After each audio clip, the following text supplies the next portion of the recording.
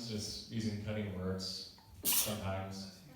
Whenever you're trying to do something or you're trying to be part of a group and you never feel like you're quite what they want you to be, your teachers may not encourage you the way they should.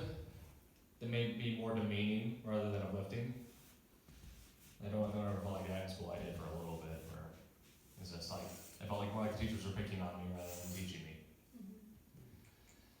I don't know if anyone has any experience like that, but if you ever felt like that, this is kind of a message on why we can't let those feelings take a hold of us. Yeah.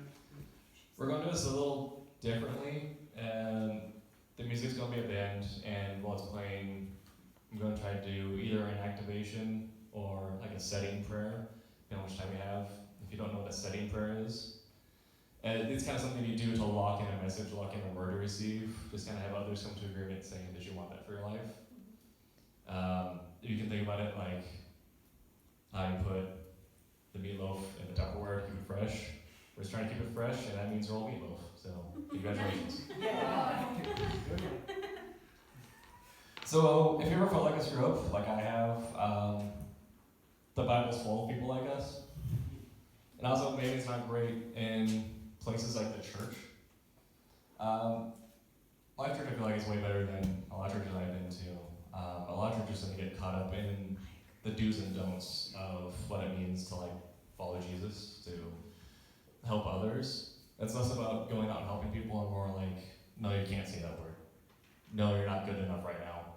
No, I don't want you on the team. Not because I don't feel like you're equipped, but because you do something else that I don't feel makes you good enough. And there are certain things that can disqualify you, like we're not actively going to recruit someone that's on crack. That just doesn't happen. Sometimes. But I've seen people get kicked out because it's a girl and she wears jeans and not skirts all the time. I've seen churches cut people because men don't have short hair, or because they have tattoos. It was really weird when I got my first tattoo, and then had a member of the congregation come and he's like, "Are you sure that's what God wants in your life?" I'm like, "If my body's a temple, I'm gonna put some tapestries on the wall, man." So what does the Bible say about people like us who are screw-ups? Because we're all falling short in the Bible, right? We all, in fact, screw up. So much so as a culture that God had to literally die to save us. In human form, at least. On the next slide, we go into a letter that was sent to the church at Philippi. And I'm sure some of you have heard this verse before. Anyone want to read it? Okay, Jackie. Philippians 4:13. I can do all things through Christ who strengthens me. And I'm sure everyone's heard this verse. It's kind of like an encouraging verse. It's like, oh, you're so set in God that you can go do everything and be great, and life is wonderful. I'm teaching. Does anyone have any idea what else this verse could mean? No? Yes? Maybe? Cool? Okay, so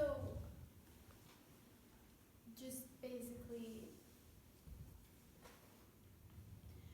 how if I have this dream or if God's given me a dream, and I can go out on doing that because I know God's got my back. Yeah, applies. Yeah. Definitely talks about how we're not meant to rely solely on ourselves, right? So if we do that in things where we go out and we do great things, what does it mean about just in our own life already where we are? When we're not good enough. We're going to look at the exposition of the situation. We're going to use a thing called expositional preaching. There's a whole book on it. It's not a fun read. I wouldn't recommend it unless you're like really into preaching. But so exposition, I'm sure you guys have heard this in English class, right? It's the who, the what, the why, the where, and the when, right? So if you look back at where this happened, the church at Philippi, they're actually in the middle of a huge religious debate. The church was tearing itself apart, and that's kind of how we end up getting, now we have the Greek Orthodox Church and the Greek Pentecostal Church that kind of separated. And this is part of this. Everyone was looking at how they thought about God, how they worshipped, and he said, I don't like that. I don't think you're good enough. I don't think you're worshiping God right. I don't think you're loving people right. How can you tell if someone is worshiping God right unless you are them, unless you know where their heart's coming from, or you are God himself, just kind of like, oh, I don't like that, it's so weird. So, seeing how the church was at each other's throats and how essentially they're splitting, and the population of the church as a whole is getting smaller and smaller and actually losing followers in Philippi because everyone's so fed up with all the fighting. I mean, if you went to church and every Sunday it was literally just people yelling at each other, would you want to go? No. No, Maybe right? a few times, just need a few fights. Wait until someone gets punched and then leave, right? Just kind of get that spectator. Be like, oh, world star, then leave. So what this letter was coming in there, you're kind of looking at exposition. What he's saying is, I can do all things because God covers it, right? I can worship God how I want, or not necessarily how I want, but how I am led, because God covers it. I can express myself through art rather than through sit down, stand up, sort of church going, because God covers that. Both have their place. Both are applicable and both meet two different types of needs. But one is no more better than the other. Because God covers it and fills in the rest. He'll provide people, he'll provide structure, he'll even provide himself to cover the rest in spiritual growth.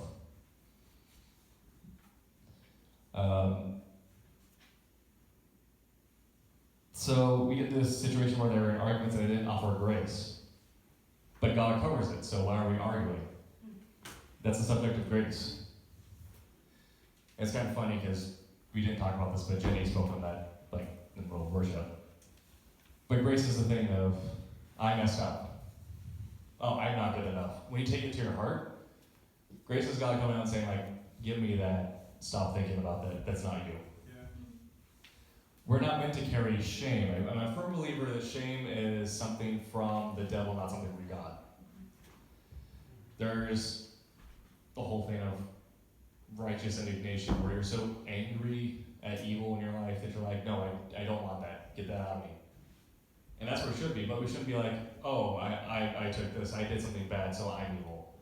That's not what God wants. Why should we feel like we're hurting ourselves?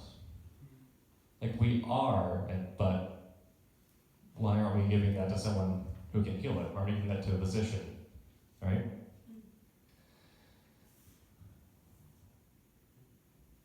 Yep. And the answer is, we don't have to be good enough if there is grace.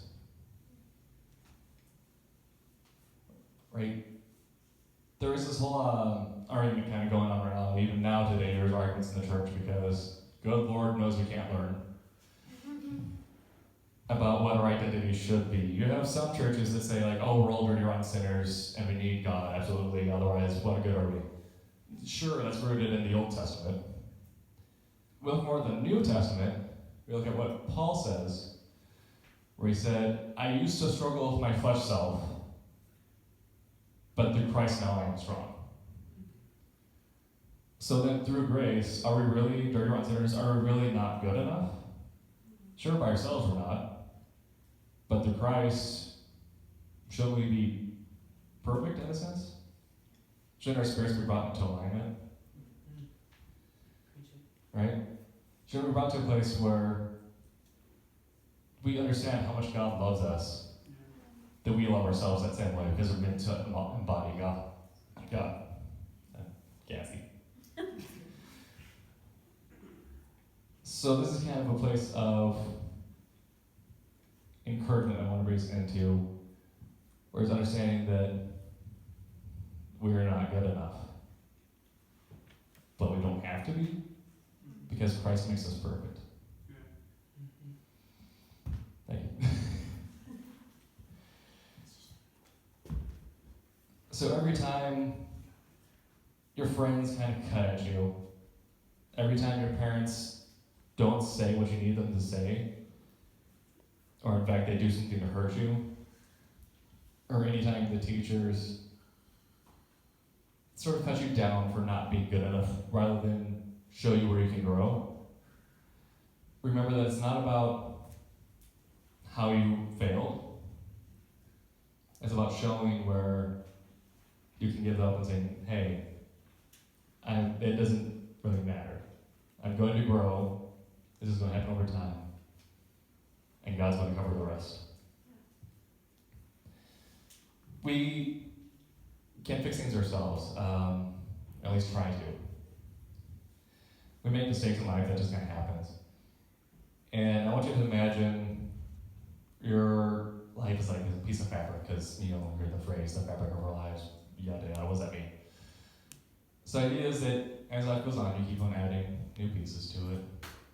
And sometimes you go a little toward one direction, you're terrible at it. All right, great. So you try to go in the other direction, and you turn the other way, or you cut off an edge. And by the end of it, you get this really kind of lopsided, torn up piece of fabric. Right? Sounds like pants to me. Too old. Looks like my cutoffs. Well, we can't really fix that because we can't really take back. We can't delete what we did unless we just unravel the whole thing, and that's going to get us nowhere.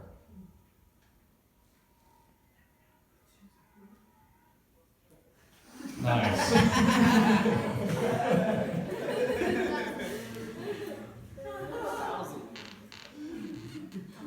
But God doesn't look at just our single piece of fabric. He sees where that single piece of fabric fits into the larger picture. Right? We had a coat of many colors. That many colors means many different types of fabric, many types of dyes are used. So what happens if a single piece of fabric, and I'll make it part something bigger, you sew it together with that other piece. So if you're sewing into something, you're naturally going to end up filling out what is already done. You're going to, all the imperfections, everything else is going to be taken into the new fabric. And then when it's all together, it's not this torn mess. It's part of something larger, something beautiful, something grander.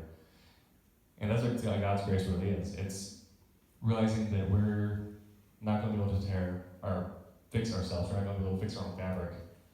But when you let God sew it together, we're going to be part of something so beautiful that we're going to forget about every time we messed up, every time we try to make things on our own, every time we weren't good enough. Because that's not the point. We're not supposed to do that. So what I'm trying to say is, in order to understand that we're not supposed to be good enough, understand that there's grace for us when we make mistakes, understand that if we do make mistakes, that's not the end of the world, that there's always grace for that. We have to accept that and realize that it's about giving up those points in our life where we don't feel good enough. Giving God moments and chunks of our time in our life where we felt like we messed up, where we felt shame, where we felt like we're being made fun of. Because when God takes hold of that, He uses it into something that isn't a mistake, that isn't painful.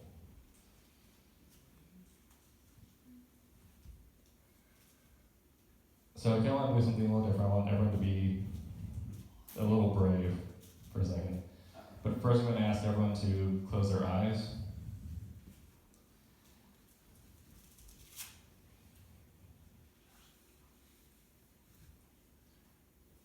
And if you ever felt like you were always being made fun of, like if you had been made fun of, if you ever felt like you can never do something good enough, like you're always letting people down, if you always felt like you're never able to please anyone, or like you could never do something right and you're always making mistakes, could you raise your hand?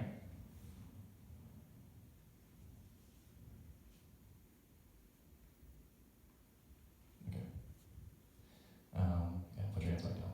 But thank you for being open, being brave. Because really that is brave. That's the first thing to giving it up. When you recognize that there is something to give up, God's already doing the work. God's already fixing what was broken inside you, make you thought like you should feel shame and pain.